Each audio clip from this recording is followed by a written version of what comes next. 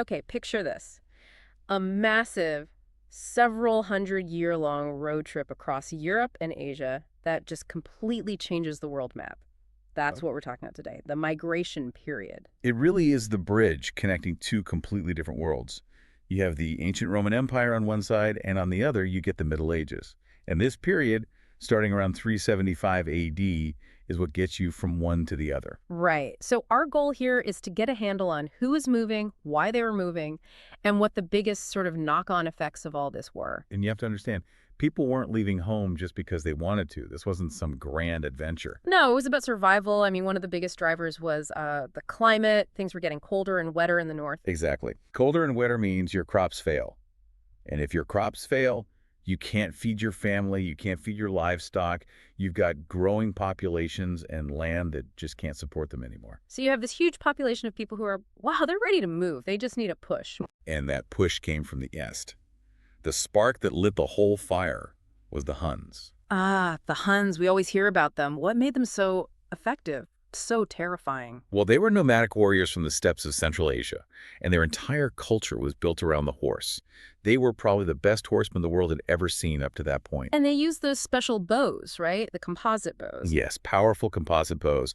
They could fire arrows with deadly accuracy from horseback, moving at high speed. It meant they could strike and disappear before a traditional army could even get into formation. They created this wave of terror moving west. So it's a chain reaction. The Huns push one group, which then bumps into another, and so on. A massive chain reaction. And the Goths were caught right in front of that wave. Now, the most famous Hunnic leader, of course, is Attila. Attila the Hun. He led these huge raids deep into Roman territory, into Gaul, which is modern France, and even into Italy itself. But the key thing to remember is that they didn't build cities. They lived in giant camps of wagons and tents. They were always on the move. So that constant pressure forces the Goths to flee. And where do they go? Straight to the border of the Roman Empire. Yeah. In 376 AD, a huge group of Visigoths shows up at the Danube River and basically begs the Roman emperor to let them in. They're looking for protection. And the Romans, they agree. They do, yeah. On paper, it seemed like a good idea. The empire always needed more farmers and more soldiers for the army. What goes wrong? It goes horribly wrong. The Roman officials in charge of settling them were corrupt. They saw these desperate refugees as a way to get rich. How? What did they do? They withheld food and then sold it to the Goths at insane prices. We're talking about people being forced to sell their own children into slavery just to buy, spoiled grain. Wow. That's just asking for a rebellion. And that's exactly what happened. The Goths rose up, and this led directly to the Battle of Adrianople in 378 AD, a turning point. Because the Goths won. They didn't just win. They crushed the Roman army, and the Roman emperor himself was killed in the battle. That sent a shockwave across the world. It was proof that Rome wasn't invincible anymore. So what happens to the Visigoths after that? Well, after years of moving around and fighting, they eventually head west and set up their own kingdom in what we now call Spain. But not before they do something else. Something huge. Oh, yes. Before they settled down, in the year 410, their leader, Alaric, marched his army to the city of Rome and sacked it. They looted the capital of the world. For the first time in 800 years, a foreign enemy was inside the walls of Rome.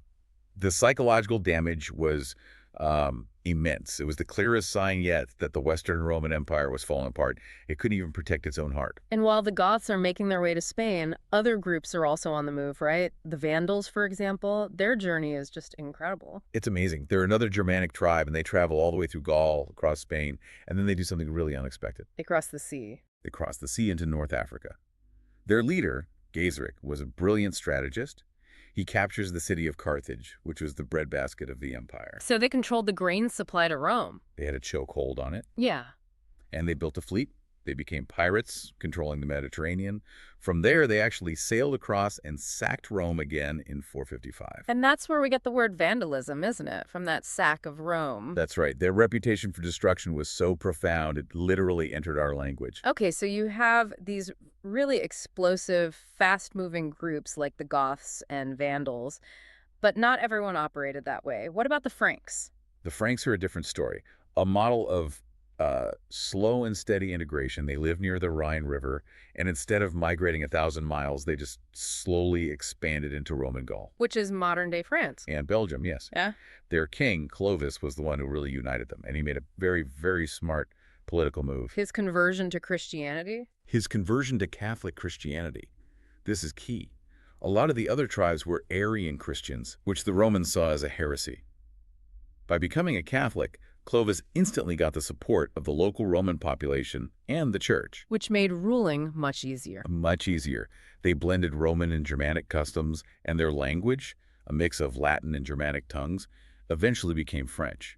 They built one of the most stable kingdoms to come out of this whole period. So while that's happening on the continent, something else is going on across the Channel in Britain. Right. The Romans pulled their legions out of Britain to go defend Italy, and that left the island totally vulnerable. A power vacuum. A huge one. And into that vacuum sailed the Angles, the Saxons, and the Jutes from northern Germany and Denmark. The Anglo-Saxons. They settled in the east of the island and pushed the native Celtic peoples, the ancestors of the Welsh, to the west. And crucially, they brought their language with them. The language that becomes English. The direct ancestor of the English we're speaking right now.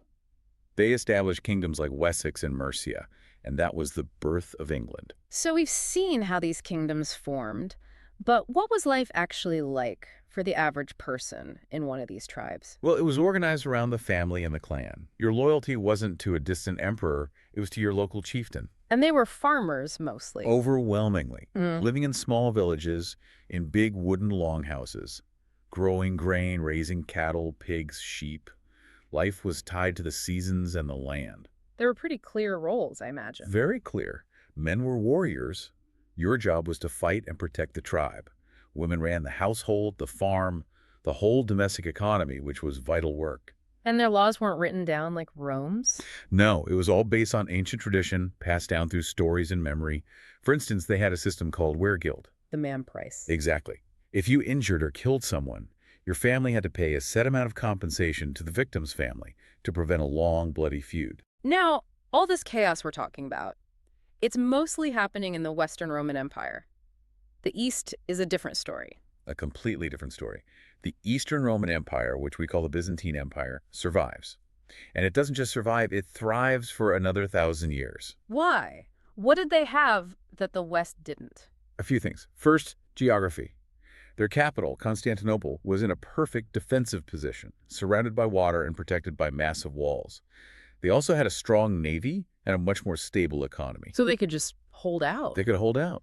They were also very good at diplomacy. They would often pay troublesome tribes to go away, or even better, pay them to go attack the Western Empire instead. And they preserved so much knowledge. So much. While books were being lost in the West, Byzantine scholars were carefully copying and saving ancient Greek and Roman texts, philosophy, science, law. Without them, the Renaissance might never have happened. And you mentioned religion earlier. This period sees a massive shift, doesn't it, from paganism to Christianity? A total transformation. Most of these Germanic tribes started out worshiping gods like Woden and Thor, gods of war and nature. But as they moved into Roman territory, they started converting. As we saw with Clovis, becoming a Christian, and the right kind of Christian, was a huge advantage for a king trying to rule over a Roman population. And the monasteries became really important. Incredibly important. In a world where a lot of social structures were collapsing, monasteries became these little islands of stability and, crucially, of literacy. They were the ones keeping reading and writing alive. So when does all this movement, this chaos, finally start to settle down? You start to see things stabilizing by around the year 800. The major migrations are over. The new kingdoms have sort of solidified their borders. And that year, 800 AD, is significant. Very. That's the year the Frankish king, Charlemagne, is crowned emperor by the Pope in Rome. It's a symbolic moment. The old Roman world is gone, and a new European order, led by these Germanic successor kingdoms, has officially arrived. And the legacy is just, it's everywhere. It is woven into the fabric of Europe. The languages we speak, English, German, Dutch, they come from these tribes. The political structures, too. Feudalism grows out of this, right? Absolutely. Feudalism is basically a mashup of the Germanic idea of a warrior's personal loyalty to his chief and Roman ideas about law and land ownership. And the names on the map.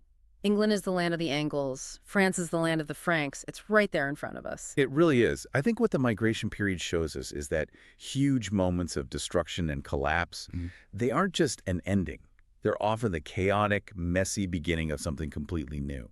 Without this era, the modern nations of Europe just wouldn't exist the way they do today. It's the foundation of the modern world, forged in centuries of movement and conflict. Understanding it is so key.